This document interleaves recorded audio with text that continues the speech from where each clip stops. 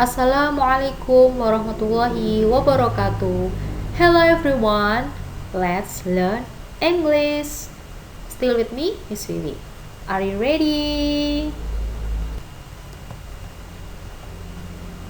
Well, masih dengan topik dan materi yang sama seperti minggu-minggu sebelumnya, daily routine and simple present tense. Yeps.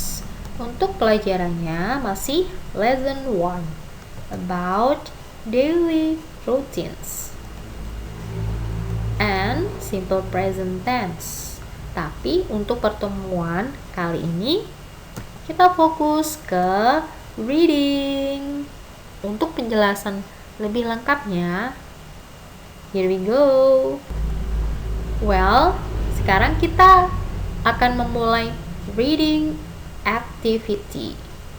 Apa saja yang perlu disiapkan for the preparations is number 1, book. Number 2, dictionary.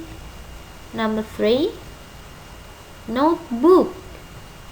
Number 4, pen or highlighter. Oke ya, jadi ini untuk peralatan penunjang membaca kalian ya. Jadi ada buku paket, kamus, buku tulis, pen ataupun stabilo ya disebutnya. Nah, boleh juga ditambah dengan penggaris supaya garisnya makin sempurna. What is reading? Yes, I'm here and I would like to explain about reading. Jadi, saya akan menjelaskan apa yang dimaksud dengan reading dan bagaimana caranya.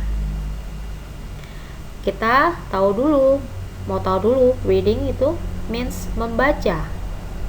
Jadi, artinya reading adalah membaca.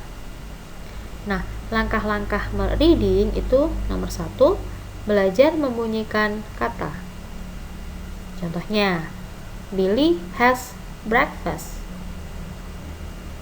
Yang kedua, belajar memahami makna atau arti dari kalimat Billy has breakfast. Bisa dikatakan Billy menikmati sarapan. Dan yang berikutnya adalah belajar memahami informasi dari teks atau kalimat. Jadi, dari kalimat Billy has breakfast, kita bisa mendapatkan informasi kegiatan di pagi hari yang Billy lakukan. Seperti itu ya. Reading the passage. Nah, untuk teks bacaannya yang berjudul Sophie's Daily Routines. Saya akan membaca nyaring atau membunyikan kalimat demi kalimat. Sophie's 11 years old and she lives in Brighton, England. She usually gets up at 7:45. She has a shower, gets dressed, and then she brushes her teeth. After that, she goes downstairs and has breakfast. For breakfast, she usually has milk, toast, and orange juice. Then she brushes her teeth again because she likes them white and healthy. Then she grabs her school bag and goes to the bus stop to catch the school bus. Classes start at 8:30 and finish at 4:30. She usually has lunch at the school canteen with her schoolmates at about 12 o'clock. Her best friend is Amy, and Sophie always sits next to her at lunch. After school, she returns home and does her homework. She is very hardworking pupil and she never misses at the school test. After homework, she usually listens to music and watches television a bit. At 7:30, it's time for dinner. Then she usually reads a book or chats with her parents for a while. Finally, she goes to bed at about 10 o'clock. But before that, she brushes her teeth. Sophie is a happy little girl. And now reading the passage. Nah, setelah kalian belajar membaca dengan membunyikan kalimat demi kalimat di halaman 5 seperti yang ada di video ini, maka kalian pasti menemukan kata sulit atau kata yang kalian belum ketahui artinya. Benar kan? Jadi, tugas berikutnya adalah belajar mencari arti atau makna dari teks bacaan. Saya punya contoh, misalkan saya tidak tahu maksud atau arti dari a quarter to 8.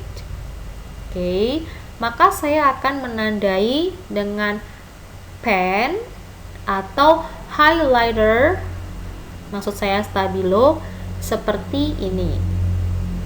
Oke. Dan kalimat demi kalimat saya akan menjumpai kata yang tidak saya pahami artinya, yaitu downstairs. Maka saya pun akan menandai dengan pen atau highlighter. Next, saya menjumpai lagi kata yang tidak saya ketahui, yaitu catch. Lanjutkan, schoolmates, returns home for a while. Nah, ini adalah kata yang dalam teks ini saya tidak tahu artinya dan tidak paham maknanya. Nah, seperti ini. Mudah kan untuk melakukan reading activity ya. Oke, kita ke reading activity. Setelah kalian membaca teks di halaman 5, maka berikutnya siapkan buku tulis, lalu beri judul Lack of Vocabulary, dan sebelumnya kalian sudah menandai kata yang menurut kalian sulit atau tidak paham artinya. Maka tugas kalian yaitu mencatat kata sulit tersebut dari awal sampai akhir. Misalkan a quarter to 8 goes downstairs. Maka step berikutnya buka kamus, lalu temukan arti. Misalkan a quarter to 8, jam 8 kurang 15 menit, goes downstairs, turun tangga, dan seterusnya. Baik anak-anak, itulah aktivitas membaca. Semoga dengan langkah-langkah seperti ini kalian akan semakin mudah untuk memahami dan belajar bahasa Inggris. Thank you so much for watching this video. Belajar terus agar menjadi anak yang hebat. Wassalamualaikum warahmatullahi wabarakatuh.